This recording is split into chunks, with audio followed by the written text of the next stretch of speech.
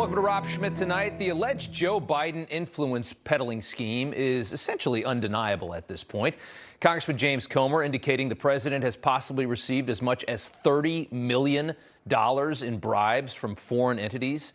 The evidence, again, is undeniable. Bank records from massive American banks like J.P. Morgan and Bank of America, multiple bank accounts where money was funneled for no logical reason besides concealing the source and the destination, also known as money laundering. 9 Biden family members are implicated. There are multiple credible whistleblowers, from DOJ investigators to people who were physically in on the deals with the Biden family. Also, the fact that the Bidens have nothing to offer for all of this money. Arrogantly, it appears the Bidens just got paid and didn't even pretend to have a legitimate business to explain it all.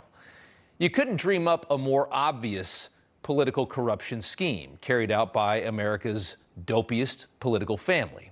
It would be the biggest story on the planet, but for obvious reasons, it's not. In fact, it's so not being talked about. Over the weekend, MSNBC talked about how ridiculous it is for conservatives to point out that the media isn't talking about it. Just puts out a tweet accusing Biden of, being involved in a bribery scheme. They're stating this stuff as fact. I think in another tweet she just declared it as fact. And the rest of the liberal media are then being accused by people on the right of not covering the story. It's a very convenient way of smearing someone. Right after you had the Republican, you had these 2 indictments of the Republican frontrunner, right, the state indictment and then the federal indictment, and then all of a sudden, wait, there's something with Biden. There's these tapes. Imagine watching that show on a regular basis. Fortunately, neither of those two have the capacity to feel shame or embarrassment for a moment like that. Interesting that when Jack Smith leaked to the press that he had tapes of Donald Trump, they reported it breathlessly for days. But tapes of Biden, recorded by a Ukrainian oligarch who paid him millions of dollars, are just not newsworthy because they can't be verified. The reality is there's no amount of evidence that'll force the media to cover Biden the way they cover Trump, because it's not about Biden or Trump. It's a fight for the ideology of this country. The left has become so tribal, they no longer care how corrupt their own leader is. It's like that in almost every great country that's fallen to leftism. Political elite living fat off the land, screaming about equity while the country starves. Of course, the allegations against Joe Biden are far more damning than Trump, but who cares about that? Orange Man needs to go to prison because he threatens America's transition away from first world capitalism. And if they need to break a few rules and expose a near lethal dose of hypocrisy to do it, it's worth it.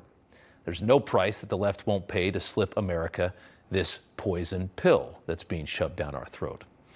And the media warriors of this ideology are doing the heavy lifting as we speak. On NBC, I should say, this weekend, short-timer Chuck Todd explained to his viewers that there's nothing wrong with imprisoning Donald Trump for the rest of his life for lesser crimes than those of Joe Biden and Hillary Clinton. Chuck Todd says, don't worry, plenty of nations in the world imprison their former leaders. Since 1980, about half of the nations in the world have seen former leaders jailed or prosecuted. In Guatemala, we're going to start there. Former President Molina and his vice president, Roxana Baldetti, both found guilty of corruption last year. Former Presidents Martinelli and Varela have been called to stand trial in a massive money laundering probe. That international corruption scandal in Brazil took down President Lula, the former First Minister of Scotland. She was arrested for financial misconduct. It even comes with catchy music. Funny, not a single one of those leaders are being threatened with life in prison because they refuse to return classified documents. Punk the DOJ and National Archives in the process.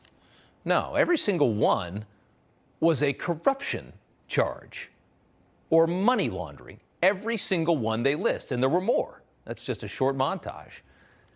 The exact allegations that are being gratuitously ignored by the American matrix media on Joe Biden. The political assault on Trump continues. Today, Magistrate Judge Bruce Reinhardt ordering Trump to not share any of the case discovery with the media. A request made by special counsel Jack Smith, whose team has been selectively leaking damaging allegations about Trump, but wants to make sure that Donald Trump cannot do the same. A few weeks ago, Jack Smith's team leaked a bombshell. They had recordings of Trump that prove he didn't declassify documents about Iran. And our response, possibly in a wartime situation. And yet Trump is the one being told not to leak information. Nobody's scolding Jack Smith. It's the kind of standard issue hypocrisy we've come to expect. Over the weekend, Adam Schiff, a congressman removed from committee for lying about classified information he claimed he had seen in order to score political points against Donald Trump, shared his fear of a Trump victory in 2024.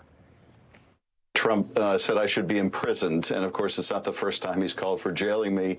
And, you know, you have to wonder, could a President Trump, unshackled by any opposition, somehow use the Justice Department to imprison his enemies? Oh, how horrifying. Imagine a country where the president could order the arrest of political enemies. I can't fathom such a place. Today in the Washington Post, a headline that also enraged Shifty Schiff. FBI resisted opening probe into Trump's role in January 6th for more than a year. And Schiff responding on Twitter, Post investigation confirms what I've been concerned about for almost 2 years. While the DOJ moved quickly to investigate the foot soldiers of J6, it waited far too long to investigate leaders of the effort to overturn the election.